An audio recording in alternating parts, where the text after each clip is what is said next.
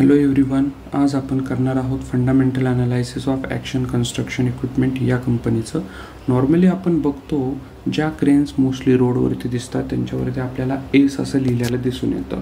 तर त्या ज्या क्रेन्स आहेत त्या ह्या कंपनीनं ॲक्शन कन्स्ट्रक्शन इक्विपमेंटनं बनवलेल्या असतात.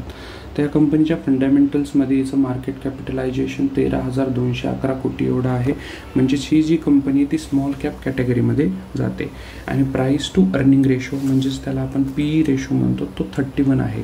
नॉर्मली आपण good price to earning ratio हा 20 to 25 इतक्याला अवरेज मानतो. आणि प्राईस टू बुक रेशो हा 8 आहे.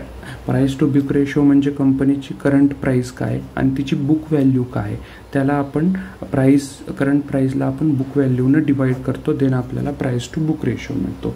Industry price to earning ratio, जर इंडस्ट्रीचा प्राईस टू अर्निंग रेशो जास्त असेल इट इज अ गुड, आणि जर लोअर असेल तर कंपनीला आपण लोअर व्हॅल्यूड आहे असं समजतो.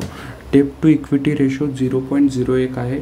नॉर्मली ज्या कंपनीचा डेप टू इक्विटी रेशो 1च्या खाली असेल आपण तिला चांगलं मानतो. रिटर्न ऑन इक्विटी त्यालाच आपण ROE असं म्हणतो, जे की 25.34% इयरली रिटर्न आहे हिचं.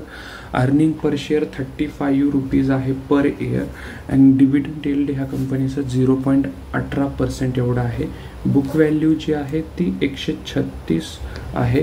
आणि फेस व्हॅल्यू जी आहे ती 2 आहे. फेस व्हॅल्यू म्हणजे जे काही प्रमोटर्स आहेत कंपनीचे ते ज्या व्हॅल्यूला कंपनीचा स्टॉक विकत घेतात त्याला आपण फेस व्हॅल्यू असं म्हणतो.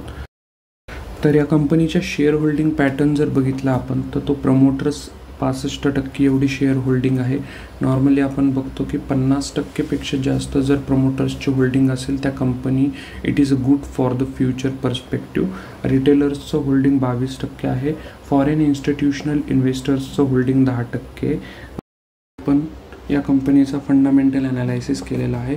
तर तुम्हाला हा जर व्हिडिओ आवडला असेल तर चॅनलला नक्की सबस्क्राईब करा